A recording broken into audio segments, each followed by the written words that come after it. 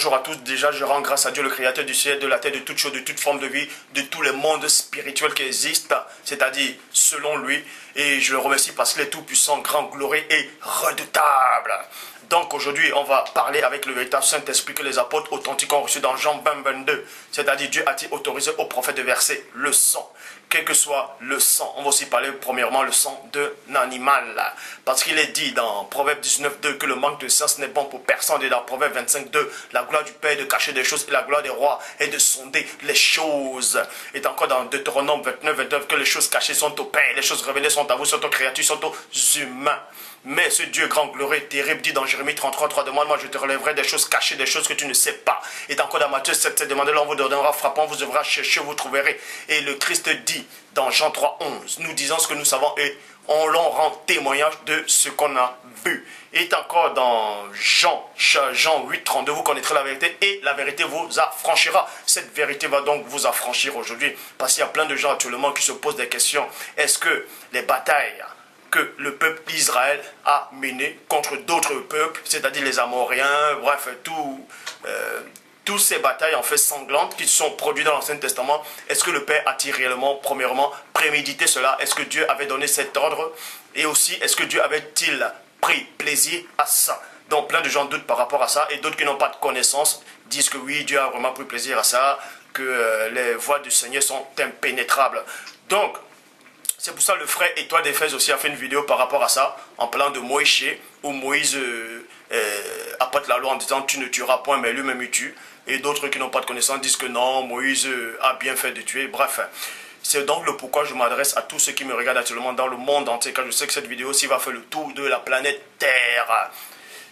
Je vous exhorte à tous ceux-là d'aller regarder les vidéos d'Étoile d'Éphèse, car Dieu l'utilise aussi. Il va beaucoup vous apprendre par rapport à ces vidéos et ces messages de paix qui l'apportent. Donc, nous allons donc voir aujourd'hui. Pour ça, on va commencer dans Genèse chapitre 3 au verset 21 qui dit, là je prends Bible second 21. L'Éternel Dieu fit les habits de peau pour Adam et pour sa femme et il est mis. Là, il est précisé que Dieu a fait des habits de peau. Et ces peaux-là, c'était les peaux de quoi? Donc, pour ça, on va repartir dans la traduction King James français qui dit, on parle de Dieu fit des manteaux de peau. Donc Dieu fit des manteaux. Maintenant, on quitte de Bible second 21 qui dit peau. Et ensuite, on va, Bible second 21 parle des habits de peau. Et traduction King James française parle des manteaux. Donc les habits, on change maintenant, on dit ce sont des manteaux. Dans la Bible Ostéval, Dieu fit des robes de peau. Dieu fit des robes de peau. Donc, on vous apprend que les habits que Dieu a fait à Adam et Ève, c'était des longues robes. C'était des longues robes. Virgule. Traduction du mot nouveau, il est dit Dieu fit de longs vêtements de peau. Dieu fit de longs vêtements de peau. Tandis que Bible français courant dit Dieu fit des vêtements de peau de bête. Dieu fit des vêtements de peau de bête. Donc, le but de ce message aujourd'hui, c'est par rapport au sang, le sang versé. Donc, tous ceux qui viennent accuser Dieu en disant que Dieu a tué un animal pour prendre de la peau des animaux pour revêtir Adam, nous allons donc voir si Dieu a réellement tué un animal. Parce qu'il est expressément dit que Dieu fit. Dieu fit. Et ce fit-là, par rapport à la Genèse, c'est-à-dire depuis la création du monde, depuis Genèse 1.1, jusqu'à la formation d'Adam, jusqu'à la période d'Adam, le fit, F-I-T, ça veut dire créer par rapport, je dis bien par rapport à depuis la création du monde jusqu'à Adam. Je dis bien, on s'arrête à Adam. Depuis Adam jusqu'à la création du monde, c'est fit là, ça veut dire créer. Donc, pourquoi je le dis? Dans Genèse chapitre 1 au verset 16, il est dit, Dieu fit les deux grandes luminaires, le plus grand luminaire pour présider le jour et le plus petit luminaire pour présider la nuit, et il fit aussi les étoiles. Donc, tous ceux qui disent que Dieu fit des habits, c'est-à-dire des peaux de bêtes, ils disent que ça veut dire tuer. Est-ce que Dieu aussi a tué les étoiles? Est-ce que Dieu a tué la lune, le soleil, quand il les créait? Le fit là, ça veut tout simplement dire Dieu a créé des peaux de bêtes.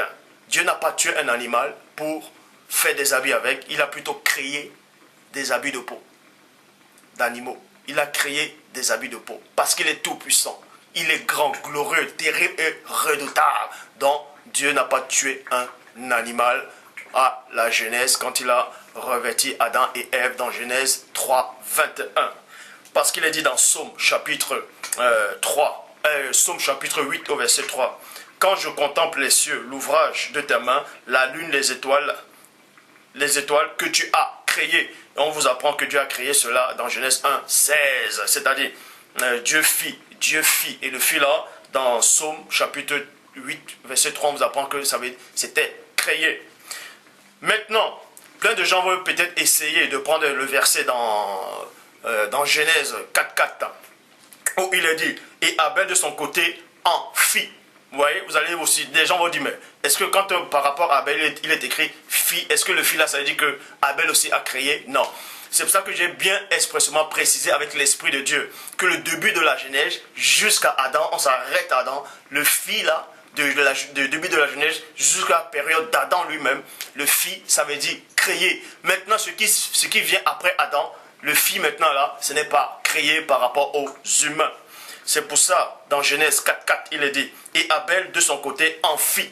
Vous voyez, en fit et non créé. En fit une des premiers-nés de son troupeau et de leur graisse. Bible en français courant, dans Genèse 4, 4, il est dit, Abel de son côté apporta en sacrifice. Le mot fit n'apparaît plus maintenant, c'est en portant en sacrifice des agneaux, premier-né, il est précisé que c'était des agneaux, premier-né de son troupeau dont il offrit au Seigneur les meilleurs morceaux. Et on vous dit que le Seigneur accueillit favorablement Abel et son offrande. Donc vous allez comprendre ici que la toute première personne dans l'histoire de la création qui a versé le sang, c'est Abel. Ce n'est pas Caïn, c'est Abel. Pour ceux qui ne connaissent pas, c'est Abel qui est le premier humain qui a versé le sang. Parce qu'il a tué un animal. Il a tué, comme la Bible François Courant le dit dans Genèse 4, 4, il a tué des agneaux. C'est lui le premier être vivant qui a versé le sang.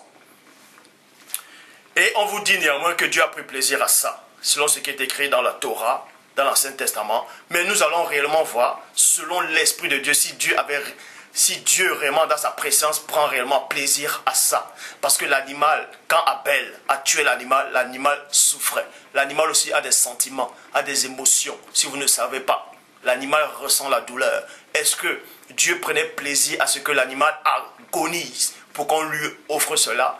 Nous allons donc entrer dans les mystères de la révélation du Père. Ésaïe chapitre 1 au verset 11, il est dit, qu'ai-je à faire de la multitude de vos sacrifices? Point d'interrogation.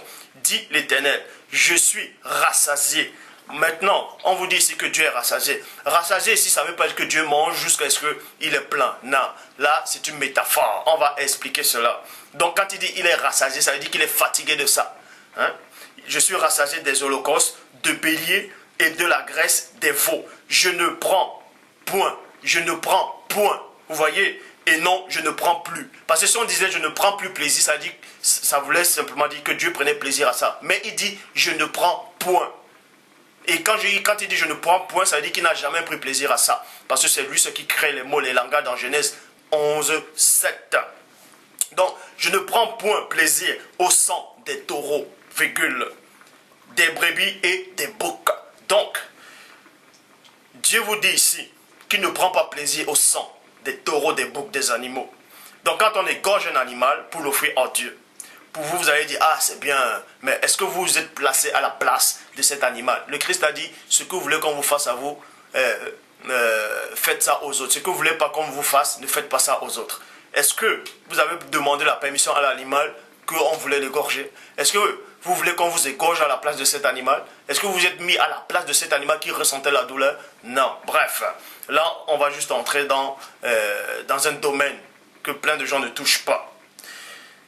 Et ensuite, dans Psaume chapitre 50, au verset 7 à 9, il est dit, écoute mon peuple, je te parlerai, Israël, et je t'avertirai, point, je suis Dieu, ton Dieu. Ce n'est pas pour tes sacrifices que je te fais des reproches. Plein de gens vont lire ça et vont dire, ouais, Dieu ne fait pas des reproches à Israël par rapport à l'immolation des animaux, tout ça là, quand on égorge des animaux, hein, que Dieu ne fait pas reproche à ça. Ça veut dire que si Dieu ne fait pas reproche à ça, c'est que Dieu prend plaisir à ça. Non, ce n'est pas ça. Parce qu'Israël avait commis un péché. Israël avait abandonné Dieu. Et maintenant, ils ont eu des fléaux. Ils ont eu des fléaux. Parce que constamment, ils égorgeaient les mouilles. Bref, ils égorgeaient des animaux, ils faisaient des incubations à la reine du ciel, tout ça là. Et vous pouvez aussi voir ça dans Jérémie 17. Non, plutôt pas dans Jérémie. Dans Lévitique 17, 7. Où ils offraient des sacrifices aux démons en forme de bouc à pan. Dans d'autres versions, on parle des satyres. Dans d'autres versions, on dit le démon en forme de bouc, on dit des démons, on dit des idoles. Ça dépend des traductions des Bibles. C'est pour ça que quand Israël a senti que Dieu s'est fâché contre lui, eux, ils croyaient que c'était par rapport au sacrifice, c'est-à-dire premièrement à ces sacrifices qu'ils faisaient. Mais Dieu dit ici, ce n'est pas pour tes sacrifices que je te fais des reproches. Tes holocaustes sont constamment devant moi. Je ne prendrai pas un taureau dans ta maison, ni des boucs dans tes bergeries. Versets 10 à 13. Car tous les animaux des forêts sont à moi. Toutes les bêtes des montagnes, par milliers. Je connais tous les oiseaux des montagnes, et tout ce qui se meut dans les champs m'appartiennent. M'appartient, virgule. Si j'avais faim, virgule. Dieu vous dit ici que s'il avait faim, ça veut dire que Dieu n'a pas faim. Dieu ne mange pas. Dieu n'a pas besoin de ça. Il est au-delà de cette condition-là. Si j'avais faim, je ne te le dirais pas. Car le monde est à moi et tout ce qui se renferme. Est-ce que je mange la chair des taureaux? Est-ce que je mange la chair des taureaux? Dieu vous dit ici, est-ce qu'il mange la chair des taureaux? Est-ce que je bois le sang des boucs? Est-ce que je bois le sang des boucs? Donc, maintenant, tout ce que je venais de dire, c'est une introduction. Maintenant, on va entrer dans le cœur, dans le vif même du sujet. Dieu dit qu'il ne boit pas le sang des boucs. Il ne mange pas la chair des taureaux. Donc Dieu ne mange pas des animaux. Il ne mange pas ce qui est vivant. Bref, que ce même du pain, Dieu ne mange pas. Il n'a pas besoin de ça. Est-ce que maintenant les anges aussi, qui sont auprès du Père, les anges de Dieu, est-ce qu'eux aussi, ils mangent la chair des animaux? Pour ça, on va donc vérifier. Genèse chapitre 18 au verset 8 dit, il prit encore, c'est-à-dire Abraham, il prit encore de la crème et du lait avec l'eau, avec le veau, qu'on avait prêté à prêter, et il est mis devant eux. Devant eux, c'est qui? Dans d'autres versions, on dit que ce sont trois hommes, trois personnages, c'est-à-dire c'était des anges qui sont venus voir Abraham. Il se tient lui-même à leur côté, sous la pointe, et il mangeait. On vous apprend ici, dans toutes les autres versions qui existent, on vous dit que ces trois personnages, c'était trois anges qui ont mangé avec Abraham. Donc, vous pouvez voir cela Maintenant, il y a une seule version des Bibles qui refute cette idée. Il y a une seule version des Bibles qui dit que ces trois personnages-là, ce n'étaient pas des anges. C'était pas des anges. Vous pouvez voir ça dans la Bible de l'épée qui dit, dans Genèse chapitre 2 au verset... dans Genèse chapitre 18 au verset 2 dit, il leva les yeux et regarda, et voici trois hommes, Melchisédek, Noé et Shem étaient debout devant lui, et dès qu'il les vit, il courut au-devant d'eux. Genèse chapitre 19 au verset 1 dit, or, sur le soir, les deux messagers arrivaient à Sodome. Toujours dans la Bible de l'épée, on vous dit sur le soir, dans Genèse chapitre 19 au verset 1, c'est les deux messagers qui arrivaient dans la ville de Sodome. Parce que ces trois-là, qui étaient au départ, dans la Bible de l'épée, Melchisédek, Noé et Shem, il y a un qui est resté avec Abraham. C'est pour ça que dans d'autres versions, on dit l'Éternel est resté avec Abraham, et les deux anges sont venus à la ville de Sodome et Gomorrhe. Maintenant, dans la Bible de l'épée, il est dit que ce sont des messagers. Et vous allez, peut-être plein de gens maintenant vont dire, mais les messagers, ce sont des anges. Non, les anges sont des messagers, mais il y a aussi des prophètes, des hommes de Dieu aussi, qu'on peut considérer comme qui ont les titres de messagers. Vous pouvez voir ça dans Malachie chapitre 3 au verset 1, qui dit, voici que j'enverrai mon messager pour me préparer le chemin. Il est question de Jean-Baptiste. Et Jean-Baptiste était un humain fait de chair et de sang et d'os. Ce n'était pas un ange. Vous pouvez aussi voir ça dans Matthieu chapitre 11 au verset 10. Donc, selon la Bible de l'épée, ces trois hommes-là ne sont pas des anges, mais des âmes. Donc, la Bible de l'épée vous dit que les anges ne mangent pas. Les anges ne peuvent pas manger la chair. Parce que les animaux souffrent. Vous devez comprendre une chose. Les animaux ressentent la douleur. Et vous croyez qu'un seul instant que les anges vont descendre et ils vont manger ce qui est vivant. Même si on tue ça, ils vont manger cela, alors que Dieu lui-même ne prend pas plaisir à ça, au sang versé. Parce que Dieu lui-même ne prend pas plaisir au sang versé. Bon, il y a un verset dans la Bible qui démontre que les anges ne mangent même pas la viande. C'est-à-dire, ils imitent le Père en fait. Juge, chapitre 13, verset 15 à 16 dit, Manoah dit à l'ange de l'Éternel, 2 points, permets-nous de te retenir et de t'apprêter un chevreuil. Permets-nous de te retenir et de t'apprêter un chevreuil. Donc, Manoah, qui est sa femme, c'était la maman de Samson, quand l'ange de Dieu a apparu, Manoah et sa femme, c'est-à-dire il était avec sa femme, il a expressément dit à cet ange-là, on va tuer un animal, on va le préparer pour que tu puisses le manger. Vous voyez? Et l'ange de l'Éternel répondit à Manoah, 2 points. Quand tu me retiendrais, virgule, je ne mangerai pas de ton mets. Je ne mangerai pas de ton mets. Alors que dans Genèse, dans d'autres versions, Genèse chapitre 18 au verset 8, on vous dit qu'il y a 3 anges qui ont mangé de la viande, alors que la Bible de l'épée dit que ça ne pouvait pas être des anges, parce que les anges ne peuvent pas manger la viande. Ils ne peuvent pas manger ça. Vous voyez? Donc il y a déjà des confusions, des anomalies dans des versions des Bibles. Mais Paul lui dit, ne méprisez pas les prophéties, examinez toutes choses et retenez ce qui est bon. Moi, ce que je retiens, c'est que Juge, chapitre 13, verset 15 à 16 dit que l'ange a dit, si tu me retiens, je ne mangerai pas de ton mets. Mais si tu veux, dans d'autres versions, maintenant on dit, mais si tu veux, virgule, si tu veux, et non Dieu, mais si tu veux, fais un holocauste, tu l'offriras à l'Éternel. Maintenant, on vous dit ici que l'ange maintenant autorise, selon cette version-ci, on veut dire que l'ange autorise que cet homme-là puisse tuer l'animal et l'offrir à Dieu. Vous voyez? Or, tandis que dans la Bible de l'épée, il est dit, mais si tu fais un holocauste, et non si tu veux, et non va faire, mais si tu fais, de ta propre décision, de ton propre autorité, si tu fais un holocauste, tu l'offriras à l'Éternel. Bon, mieux vaut l'offrir à Dieu que d'offrir cela aux idoles, aux démons, aux esprits impurs. Parce que tous les animaux appartiennent à Dieu. C'est pour ça que vous allez aussi voir l'histoire, vous allez parcourir l'histoire de la Bible. Abraham, Noé, tous les patriarches, bref, la plupart des patriarches ont tué des animaux en sacrifice pour l'offrir à Dieu. Et même, vous allez même prendre l'histoire d'Abraham quand Dieu l'a mis à l'épreuve par rapport à son fils Isaac. Et quand il est arrivé, il a trouvé le bélier. L'ange a dit, vas-y, prends le bélier et offre-le. Bon, est-ce que Dieu avait réellement dit à cet ange-là de dire à Abraham, est-ce que cette histoire s'est réellement produite? Est-ce que Dieu prend-il plaisir au sang versé des animaux? Donc, pour ça, on va aller dans Ésaïe, chapitre 66, au verset 3, qui dit, égorger un bœuf est comme tuer un homme. Égorger un bœuf est comme tuer un homme. Ça veut dire ici que celui qui égorge un bœuf, c'est comme si tuait un homme.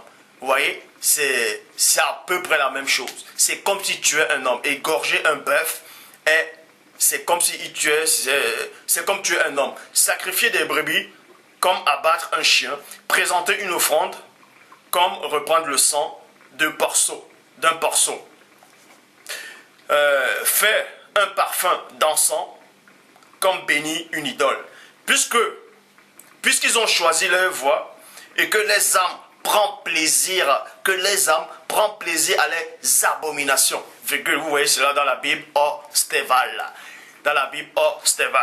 Traduction Abbé Filion dit maintenant, toujours dans Ésaïe chapitre 63 au verset 3 dit, Ésaïe chapitre 66 verset 3 dit, celui qui immole un bœuf est comme celui qui tuait un homme. Celui qui sacrifie un agneau est comme celui qui ensommeille un chien. Celui qui présente une offrande est comme celui qui offrirait le sang d'un porceau. Et celui qui se souvient de l'encens est comme celui qui reverrait une idole. Ils ont pris plaisir et ils se sont habitués à toutes ces choses et leurs âmes a fait ces délices de ces abominations. abomination. Donc on vous apprend ici que les gens qui immolent les bœufs, les moutons, bref, tout ça là, pour offrir à Dieu, Dieu n'a jamais pris plaisir à ça. Dieu ne prend pas plaisir à la souffrance d'un être vivant. Je dis bien d'une créature, même d'une mouche, si vous ne savez pas. Même d'une mouche, parce que ça vit. Tout ce qui vit, tout ce qui a respiration est conscient. Vous allez peut-être me dire que les animaux ne sont pas conscients, ils sont conscients. Toute vie est consciente. Et Dieu ne prend pas plaisir à ce qu'on tue un animal juste pour tuer. Bref, on va plus entrer en profondeur. Pourquoi donc on mange la viande, tout ça là. C'est pour ça qu'il est dit dans Hébreux, chapitre 10, au verset 5. C'est pourquoi Christ, en entrant dans le monde, dit, tu n'as voulu ni sacrifice, ni offrande, mais tu m'as formé un car. Donc, Christ vous dit ici que Dieu n'a jamais voulu de sacrifice, ni offrande. Mais on vous apprend également dans le Nouveau Testament, dans l'Ancien Testament, dans Genèse 4, que Abel a offert un sacrifice, donc il a tué un animal, il a donné à Dieu, et Dieu était content, Dieu a pris plaisir à ça. Mais Christ vient vous dire le contraire ici, que Dieu n'a jamais pris plaisir à ça. Dieu n'a jamais pris plaisir au sang versé. Vous croyez qu'on va égorger un mouton comme ça, là, le mouton crie, ressent la douleur, et puis Dieu prend plaisir à cette douleur-là. Mais réfléchissez, il faut réfléchir, réfléchissez. Hein? Vous qui avez des animaux chez vous, peut-être le chat ou un chien, allez l'égorger alors. Pourquoi vous n'allez pas égorger votre chat, votre animal, ou bien vos cochons d'Inde, ou bien vos lapins à la maison? Pourquoi vous ne les égorgez pas? Ou bien vos poules, ceux qui ont des poules. Pourquoi vous ne les égorgez pas? Parce que vous les aimez. Vous croyez que Dieu n'aime pas les animaux? Dieu aime ses créatures. C'est Dieu le Père qui les a créés, qui les a donné l'être, le mouvement, la respiration. Verset 6 d'Hébreux 10 dit ceci. Tu n'as agréé ni holocauste, ni sacrifice pour le péché. Maintenant, les gens vont dire, ceux qui n'ont pas de connaissance, vont dire, non, Dieu a refusé ces genres de sacrifices par rapport uniquement au péché. Non. C'est pour ça qu'il est dit dans le verset 8 d'Hébreux 10. Après avoir dit d'abord, d'abord c'est quoi? Il a dit premièrement, avant de parler du sacrifice pour les péchés. C'est pour ça qu'il a dit, après avoir dit d'abord, tu n'as voulu et tu n'as agréé ni sacrifice ni offrande. Virgule, il y a une virgule. Donc Dieu n'agrée pas les sacrifices et les offrandes qu'on lui offre. Parce que Dieu n'aime pas le sang versé. Dieu n'aime pas le sang versé. Donc, si vous croyez que vous allez tuer un mouton pour faire plaisir à Dieu, Dieu ne prend pas plaisir à ça. Parce que Dieu sait ce que cet animal ressent, cette douleur-là. Quand vous attrapez un animal pour l'égorger, pour l'immoler, pour l'offrir à Dieu, l'animal a un cœur. Le cœur bat. L'animal a peur. Et Dieu ne prend pas plaisir à ça. Parce que Dieu crée toute forme de vie. Il l'a créé par amour. Et ensuite, on dit virgule, ni holocauste, ni sacrifice pour le péché. Donc, ces deux-là, Dieu ne prend pas plaisir à ça, de tuer des animaux par rapport au sang versé. Vous pouvez voir dans l'Ancien Testament, on dit, ou soi-disant, il est écrit que Dieu a dit à Moïse, à Aaron, de tuer le bouc, de prendre le péché des enfants, Bref, il y avait des immolations par rapport au péché, on effaçait le péché et puis ça se renouvelait à chaque fois. Je vous le dis, je le répète et je pèse mes mots. Dieu n'a jamais approuvé ça. Dieu n'a jamais approuvé ça. Je le dis. Dieu n'a jamais approuvé cela. C'est pour ça que Christ est le bon berger. Il donne sa vie pour ses brebis. Je vais vous donner une révélation. Vous allez peut-être dire que Dieu a tant aimé le monde qu'il a donné son Fils, afin que quiconque croit en lui ne périsse pas, mais qu'il ait la vie éternelle. Donc, Dieu a permis que le Christ vienne saigner. Donc, que Dieu a pris plaisir que Christ meure. Non. Christ est le bon berger. Le bon berger, c'est quoi? Il a les brebis, les moutons, les chèvres, tout ça là. Et c'est lui qui donne la vie pour ses brebis. Alors qu'on vous apprend que Abel lui l'a tué, on vous dit Abel lui l'a tué les agneaux. Abel a tué des animaux pour l'offrir à Dieu. Mais Christ lui meurt pour ses animaux. Il meurt pour ses brebis. Donc à chaque sang versé que ces animaux ont reçu l'agonie, tous ces animaux-là, Christ maintenant, que ce soit les animaux, ça c'est les mystères cachés de Dieu. Que ce soit les animaux qu'on a égorgés dans l'Ancien Testament, les hommes qu'on a tués, tout ça là, tout ce mal-là, maintenant là, Christ a repris cela. Vous voyez, toute la douleur que ces gens-là ont souffert, Christ a repris cela. C'est pour ça que lui aussi, il est passé sur le poteau. Il est passé sur le bois. C'est pour ça que son sang aussi a été versé. Est-ce que vous comprenez les mystères? Donc, dans la facette que vous voyez là, on dit que Christ est mort pour l'humanité, pour les humains. Mais il est le berger. Il donne sa vie pour ses brebis. Il donne sa vie pour ses brebis. Et dans les brebis, c'est quoi? Il y a, premièrement, il y a des animaux et aussi des humains. Mais ça ne veut pas dire que les animaux doivent croire en Christ pour être sauvés. Là, on entre dans un autre domaine qui est réservé aux hommes spirituels. C'est pour ça que Christ, pendant le sabbat, quand il guérissait tout ça, il prenait toujours la compassion, il dit, mais si non a un animal, son animal tombe peut-être dans le trou, il ne va pas le secourir. Hein? Il ne va pas le secourir. Alors, il va secourir parce qu'il aime l'animal, alors pourquoi égorger les animaux? Bref, Genèse 8, non, Hébreux chapitre 10 au verset 5, dit, tu n'as agréé, tu n'as voulu ni sacrifice ni offrande, mais tu m'as formé un corps. Verset 6, tu n'as agréé ni holocauste ni sacrifice pour le péché. Verset 8, après avoir dit d'abord, tu n'as voulu et tu n'as agréé ni sacrifice ni offrande, virgule, ni holocauste ni sacrifice pour le péché. Vous voyez, ni sacrifice pour le péché. Maintenant, Actes des Apôtres, chapitre 10 au verset 13, vous allez voir que Pierre, Képha, il était en train de méditer, parce qu'il avait faim en fait. Il a eu un songe. Il avait dans d'autres versions on dit une corbeille, dans d'autres on dit un panier, dans d'autres on dit une soucoupe volante. Oui, je vous le dis. Dans d'autres versions on dit il y a une soucoupe qui est descendue. Et une nappe est descendue, dans d'autres versions. Il y a des animaux de toutes sortes qui ont apparu là. Et dans Actes 10, 13 qui dit, une voix lui dit, lève-toi, virgule, Pierre, tue et mange. Tue et mange. Vous voyez? Des gens vont dire, oui, mais Dieu a autorisé ça, de tuer ces animaux-là. Dieu a dit, il faut tuer ces animaux-là, parce qu'il a dit ça à Pierre. Vous allez comprendre que Dieu ne parlait pas à Pierre de tuer des animaux. C'est-à-dire, ces animaux-là, c'était un enseignement. Ce songe-là que Pierre a eu, c'était une vision. Parce que si, dans votre compréhension humaine, vous pensez que c'était des animaux qui étaient réels, faits de chair et de sang, on vous dit que c'était une vision. Depuis quand? C'était un songe. Depuis quand, Pierre? Un songe, c'est quoi? Vous croyez qu'un songe, quand vous voyez quelqu'un dans un songe, vous croyez qu'il est fait de chair et de sang? C'était un enseignement que Dieu voulait lui donner.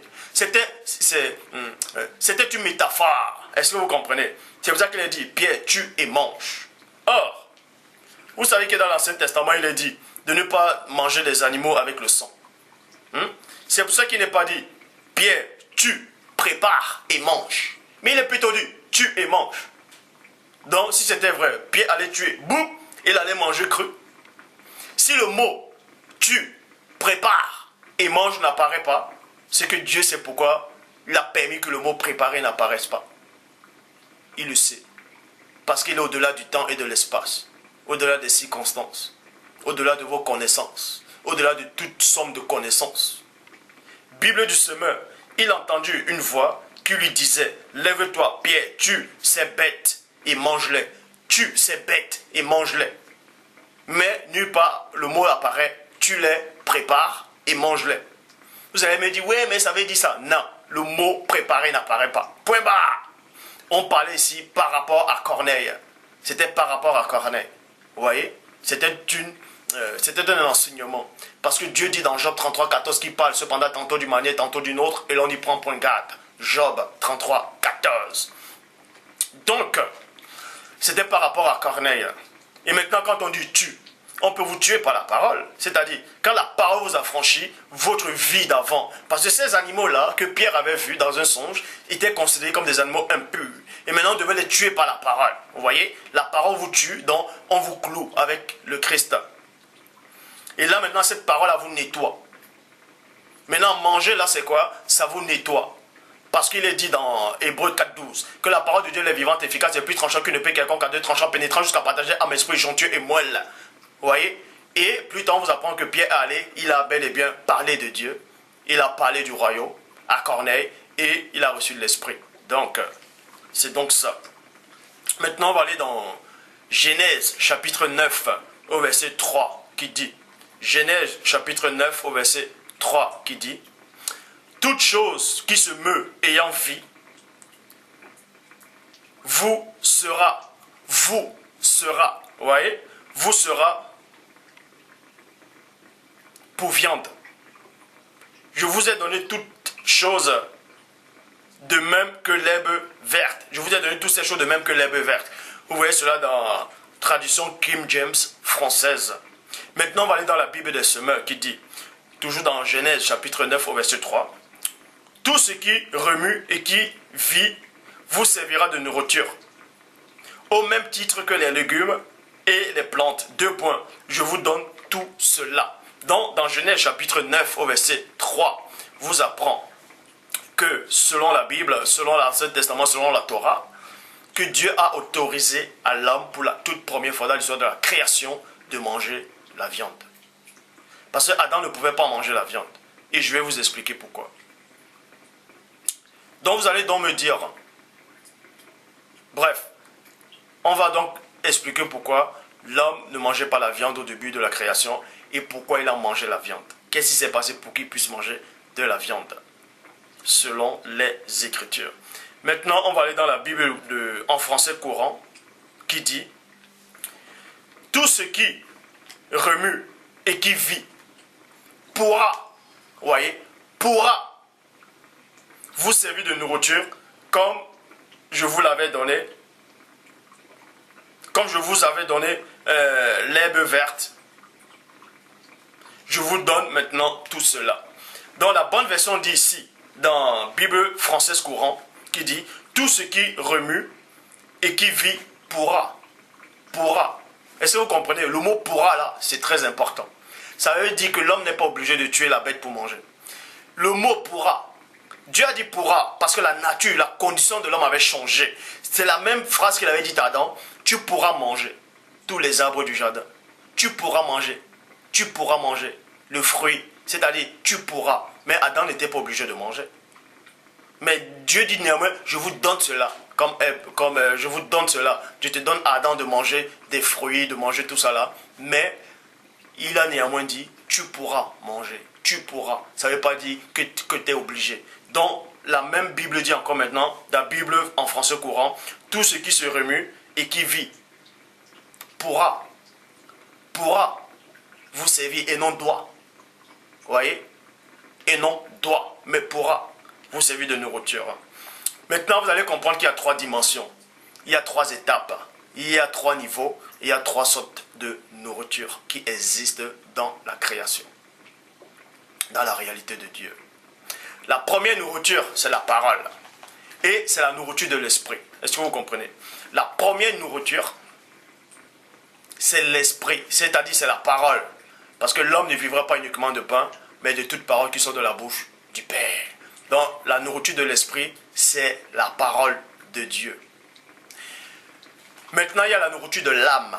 Parce que Adam, dans Genèse, chapitre 2, au verset 7, le Seigneur Dieu forma l'homme du limon de la terre. Il souffla dans ses narines un esprit de vie. Vous voyez? Et l'homme devint une âme vivante. Adam était une âme vivante, donc il était dans la condition astrale. C'est pour ça qu'il ne pouvait pas manger de la viande.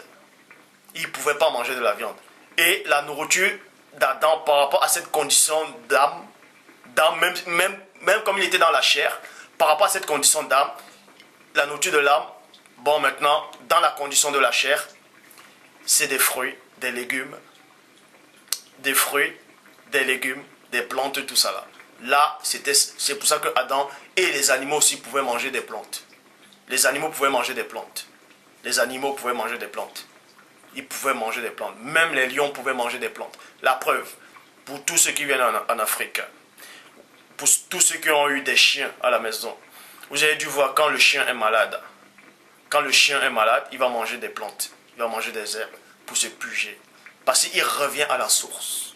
Il revient à la source. Ils le savent. Il revient à la source. Mais maintenant, l'homme, vu que l'homme s'est égaré dans la chair, sa nature a changé. Sa nature a complètement changé. C'est pour ça qu'il peut manger de la viande. Parce qu'il est devenu chair. Il est devenu viande de lui-même. Et la viande attire la viande. C'est pour ça que Satan dit à Dieu dans Job, po. Donc, Genèse chapitre 9 au verset 5. Mais néanmoins, vous allez comprendre que dans la présence de Dieu, l'homme ne devait pas tuer un animal. l'homme ne doit même pas manger l'animal. L'homme ne devait pas manger un animal. L'homme, dans la présence de Dieu, l'homme ne doit pas manger un animal. C'est parce que l'homme est sorti des plans de Dieu qu'il doit maintenant manger l'animal. Parce que sa nature a changé, sa condition a changé. Vous voyez, sa condition a changé complètement. Mais, quand vous allez porter des nouveaux corps, vous n'aurez même plus besoin de manger la viande ou des plantes, tout ça là. La nourriture sera spirituelle. Les aliments spirituels. Ça va être un autre plan.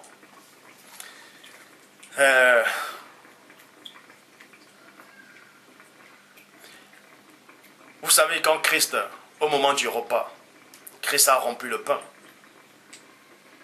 Donnez-moi un verset où il est dit que Christ a mangé la viande. Toutefois, je ne dis pas que le verset n'existe pas, ou bien que ça existe. Je veux juste que vous me donnez un verset où il est dit que Christ a mangé de la viande. Mais vous ne devez pas ignorer qu'il est dit néanmoins que Christ a fait la multiplication des pains et des poissons. Donc, il a néanmoins donné des poissons, c'est-à-dire des formes de vie, en forme de poissons, aux gens de manger. Parce que le même Christ aussi a dit à ses apôtres, lancez le filet là, à cet endroit, parce qu'il y avait des poissons. Bref. Mais vous allez comprendre que dans la présence de Dieu, tout ça ne doit pas être. Parce que la condition de l'homme a changé. C'est pour ça que Christ dit aussi, rendez à César ce qui est à César, et à Dieu ce qui est à Dieu. Il faut rendre au corps ce qui est au corps. Que celui qui a des oreilles pour comprendre, que Dieu puisse l'ouvrir, l'esprit pour comprendre. Genèse chapitre 9, au verset 5, dit, votre sang aussi, virgule, qui est votre vie, j'en demanderai compte.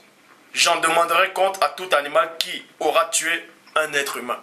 Donc Dieu vous dit ici, virgule, Dieu vous dit ici, qui va redemander compte à tout homme qui aura versé le sang de son semblable.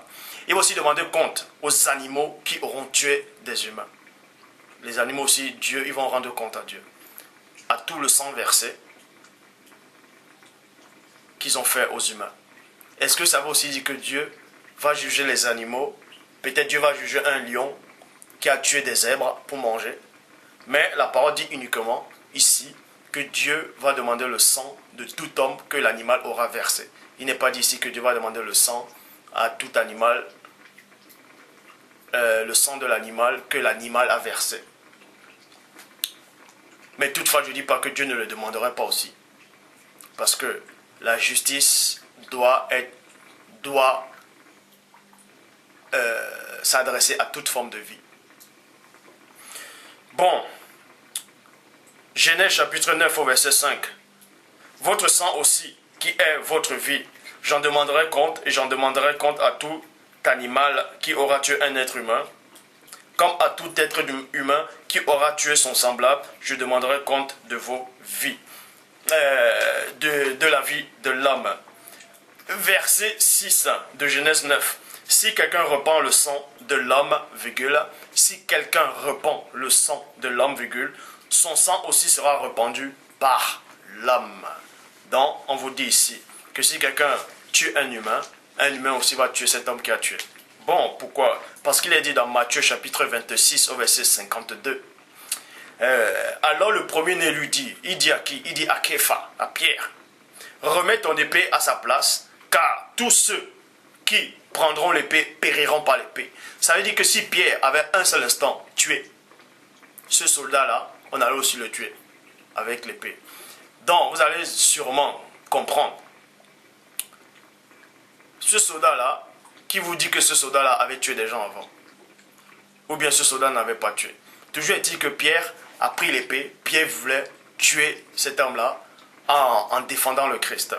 C'est pour ça que Christ dit, quiconque vous tuera rend un culte à Dieu. Dieu ne prend pas plaisir au sang. Dieu ne prend pas plaisir au sang.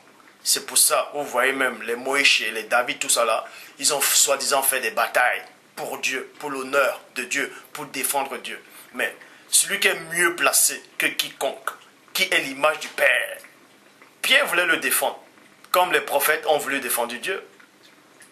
Mais Christ a dit quoi? Ne le fais pas. Ne le fais pas. Ne le fais pas. parce que ce n'est pas dans la présence de Dieu. Exode chapitre 20 au verset 13 dit, tu ne tueras point. Là, c'est la loi morale. Et Christ n'a pas aboli la loi morale. Christ ne peut pas abolir la loi morale, puisque lui-même il est soumis à ça. Parce que dans la loi morale, il a dit, tu ne combattras point. Nombre chapitre 25 au verset 16 à 17. L'Éternel parla à Moïse, et dit, 2 points. Traite les Madianistes en ennemis et tue-les. Dieu dit à Moïse, tu ne tueras point. Et plus tard, dans Nombre 25, verset 16 à 17, il demande à Moïse de les traiter comme des ennemis et de les tuer. C'est donc quel Dieu ça? Est-ce que c'est réellement sorti de la bouche de Dieu? Pour ça, on va donc vérifier si ces propos-là viennent vraiment de Dieu. Parce qu'il est dit dans Jérémie 8.8, c'est bien en vain qu'ils sont mis à l'œuvre la plus mensongère du scribe. Nombre chapitre 31. Nombre chapitre 31, verset 16 à 17. Vous allez voir qu'il y a eu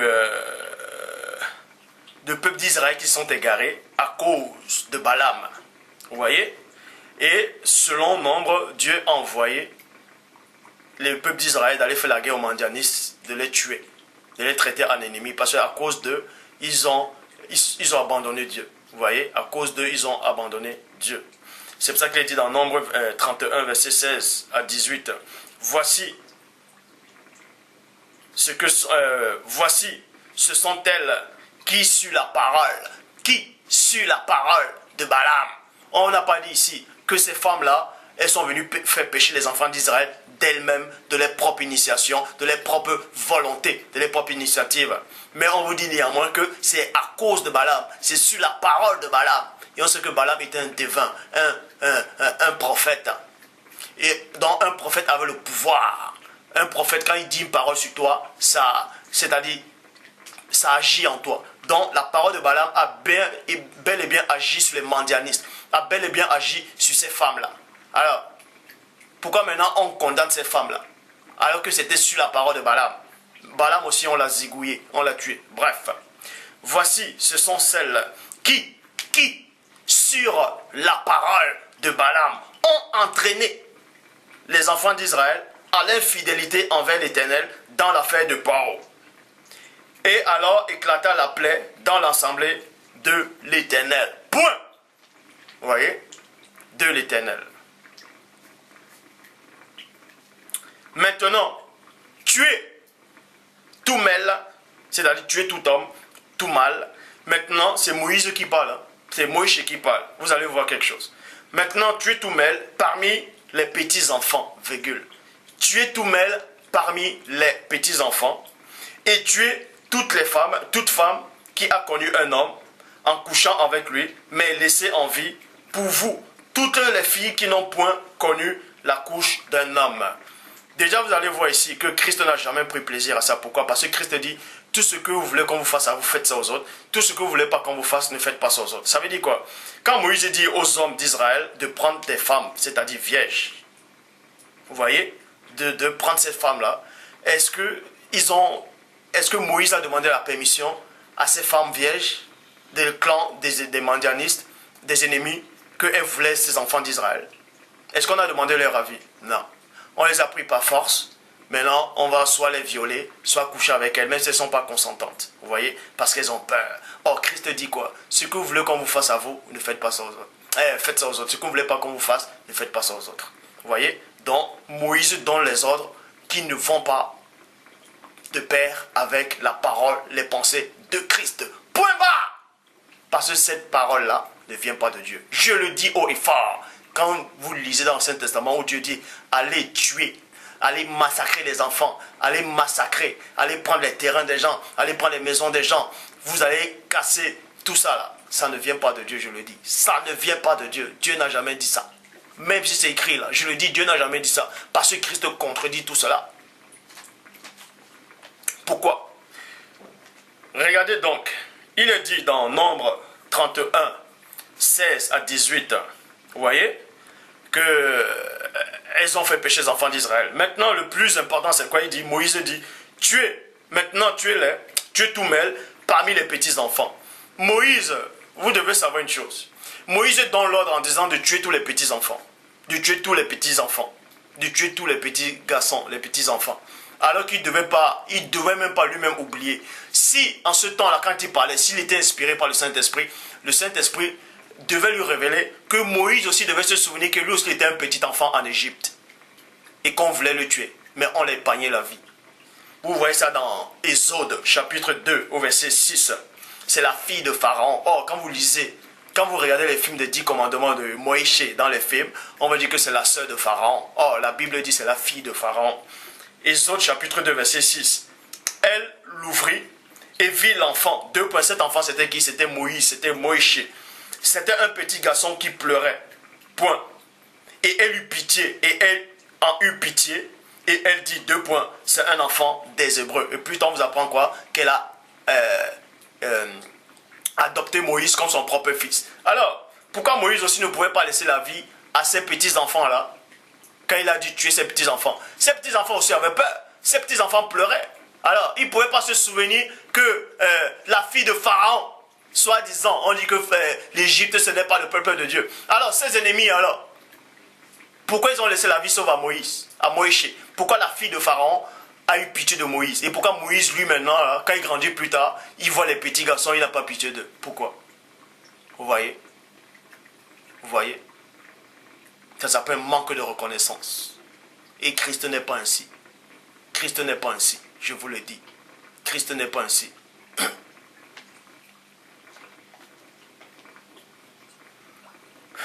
Deutéronome chapitre 5, au verset 1, dit, Moïse, vous voyez, maintenant on va quitter dans Nombre, on va maintenant dans Deutéronome. Vous allez comprendre que durant tout ce temps, Moïse a fait tuer des gens. Moïse, selon ce qui est écrit, que Moïse a fait tuer des gens. Il a même fait en sorte que Dieu ouvre. Selon ce qui est écrit, il a demandé que le sol s'ouvre, que les gens aillent vivants là-bas dedans, là, tout ça là. Que Moïse a fait tuer des gens, il les a sur les tranchants de l'épée, tout ça là. Bref, on a brûlé, on a incendié des gens, tout ça là.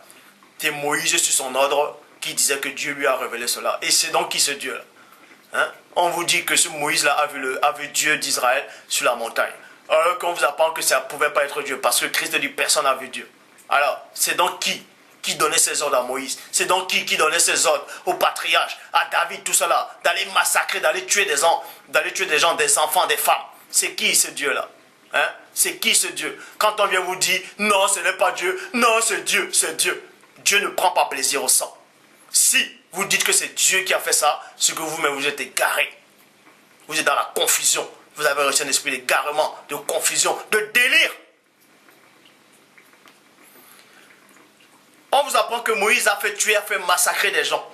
Maintenant, plus tard dans Deutéronome, chapitre 5, au verset 1, Moïse revient maintenant là. Il dit, Moïse convoqua tout Israël, et il a dit, écoutez Israël, les lois et les ordonnances que je vous fais entendre aujourd'hui. Apprenez-les et mettez-les soigneusement en pratique. Donc Moïse revient après avoir fait en sorte que les enfants d'Israël massacrent les gens, autorisent les meurtres, les violences, hein?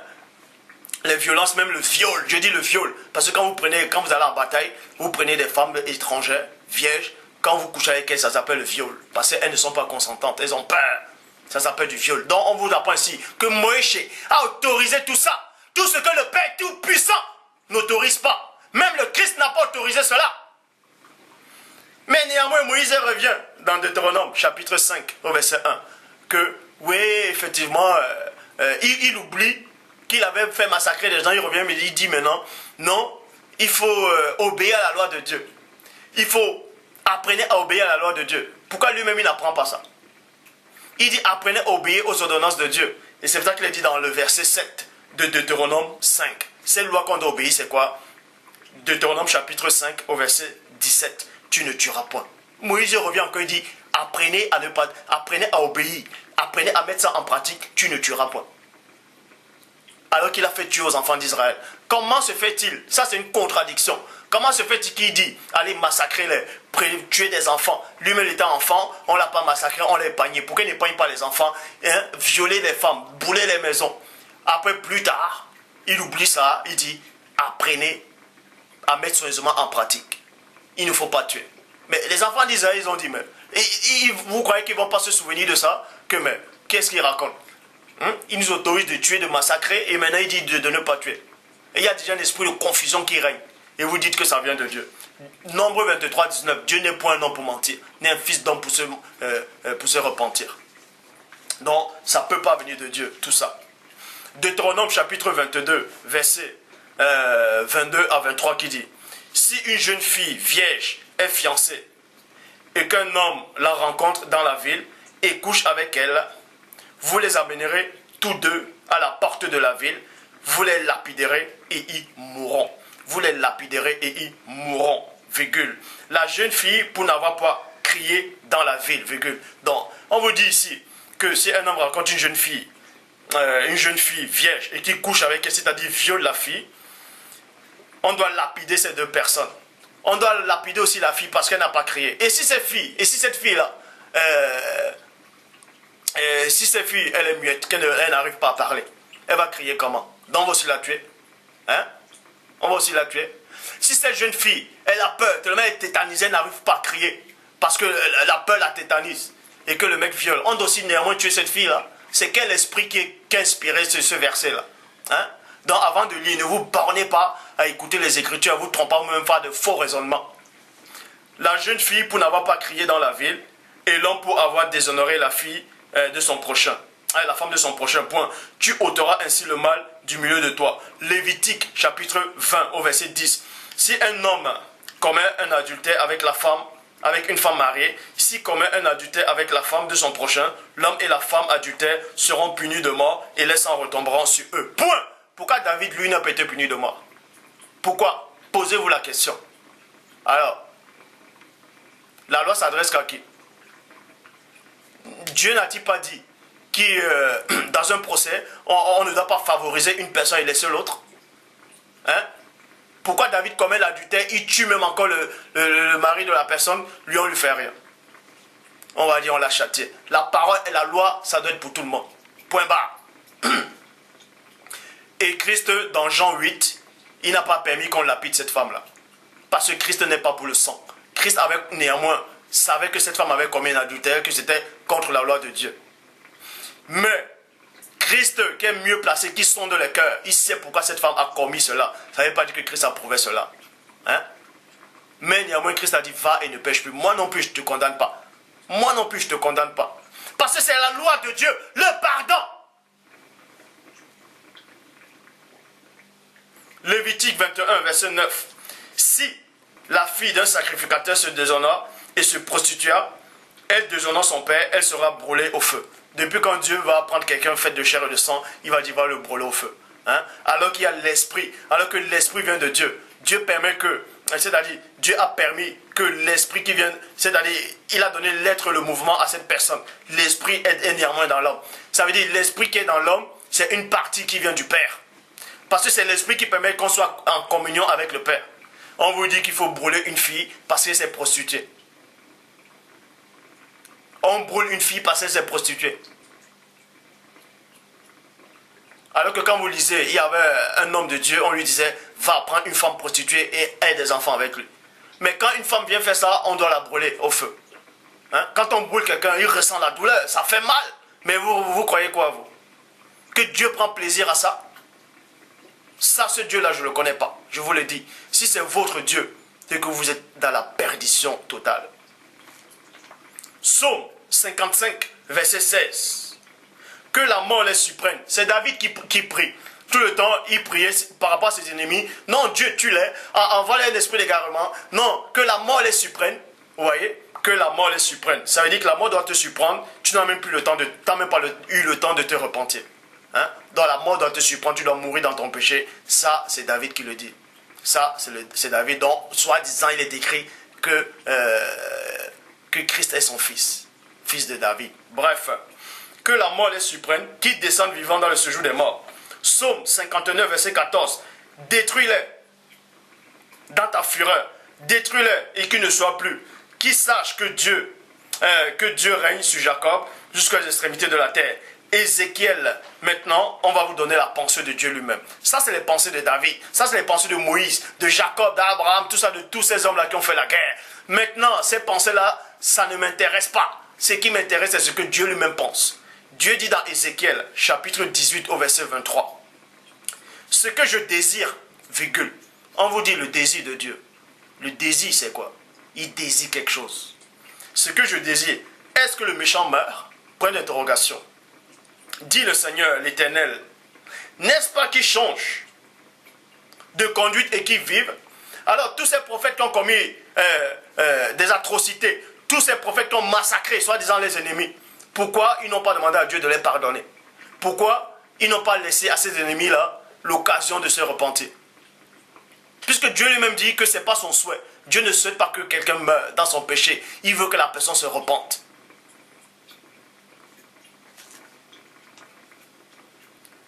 Les prophètes n'ont pas donné les occasions à ces gens de se repentir.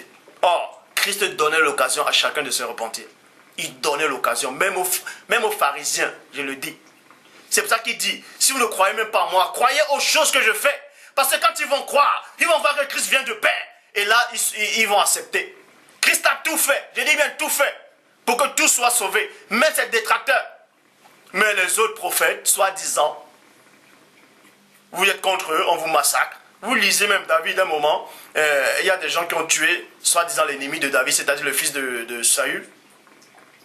Ils sont venus apporter la tête à David, et David a dit quoi? David les a fait couper les mains et les pieds. Hein? Ça c'est quoi ça? C'est un esprit de Dieu qui est en lui, qui prend plaisir à ça. Bref, Matthieu chapitre 12 au verset 7 dit, si vous saviez ce qui signifie deux points, je prends plaisir à la miséricorde, et non au sacrifice, vous n'auriez pas condamné des innocents. Les enfants que Moïse a fait tuer là, c'était des innocents. On dit bien c'était des enfants. C'était des enfants. C'était des innocents. Est-ce qu'ils avaient quoi à voir là-dedans? C'est pour ça que Christ vient condamner ce que Moïse a dit. Matthieu chapitre 12 verset 7. Si vous saviez ce qui signifie deux points, je prends plaisir à la miséricorde. Dieu prend plaisir à la miséricorde et non au sacrifice. Vous n'aurez pas condamné des innocents. C'est-à-dire qu'en ce moment, quand Moïse donnait cet ordre, il n'était pas dans la pensée de Dieu. Ce n'était pas l'Esprit de Dieu qui l'inspirait. Je le dis haut et fort. Maintenant, on va dans Matthieu chapitre 9, verset 13. Apprenez ce qui signifie deux points. Je prends plaisir à la miséricorde et non au sacrifice, car je ne suis pas venu appeler les justes, mais les pécheurs. Matthieu chapitre 5, verset 43 à 45. Vous avez appris qu'il a été dit, deux points. Vous avez appris et non, vous avez appris que Dieu a dit. Mais vous avez appris qu'il était dit, deux points. Tu aimeras ton prochain et tu haïras ton ennemi, point. Mais moi, je vous dis deux points. Aimez vos ennemis, bénissez ceux qui vous maudissent, faites du bien à ceux qui vous haïssent et priez pour ceux qui vous maltraitent et qui vous persécutent, afin que vous soyez fils de votre Père qui est dans les cieux, car il fait pleuvoir, car il fait lever son soleil sur les méchants et sur les bons, et il fait pleuvoir sur les justes et les injustes. Donc on vous apprend ici que Christ n'a jamais pris plaisir au sang versé. Christ n'a jamais pris plaisir à tout ça, à toutes ces guerres-là, soi-disant que ça venait de Dieu. Christ a démontré que ça ne pouvait pas venir de Dieu. Christ a démontré cela. Donc, à chaque fois qu'il est dit que Dieu a dit allez tuer, allez massacrer là, ça ne peut pas venir de Dieu. Je ne sais pas quel est l'esprit là qui est venu inspirer ces gens-là, qui est venu inspirer là, soi-disant ces prophètes-là, mais ça ne pouvait pas venir de Dieu. Ça ne pouvait pas venir de Dieu. Ça ne pouvait pas venir de Dieu. Mais maintenant, Dieu seul peut prendre la vie. Parce que Dieu donne, Dieu reprend. Hein? Si Dieu envoie un ange de vous frapper, bah, vous mourrez sur le coup. C'est normal. Parce que Dieu donne la vie et Dieu reprend. Mais ce n'est pas l'homme qui donne la vie, donc l'homme n'a pas à reprendre la vie. N'a pas à prendre la vie de quelqu'un. Est-ce que vous comprenez? Christ vient de condamner tout ça. Vous avez appris que Moïse, dans la loi, il a dit vous avez la lettre de répudiation. Mais moi, je vous le dis. Hein? Christ n'a jamais pris plaisir à tout ça. Je le dis encore. Je le répète. Donc pour tous ceux-là qui acceptent, qui disent que la Bible est à 100% la parole de Dieu, vous êtes contre Christ. Vous n'avez pas Christ, vous n'avez pas le Saint-Esprit. Parce que la parole de Dieu a été introduite dans la Bible et les hommes ont rajouté des choses, les idées, les pensées. et les actions. Et les actions. Toute écriture n'est pas inspirée de Dieu, mais toute écriture inspirée de Dieu, qui est inspirée de Dieu, ça c'est bon. Est-ce que vous comprenez? Que Dieu vous garde.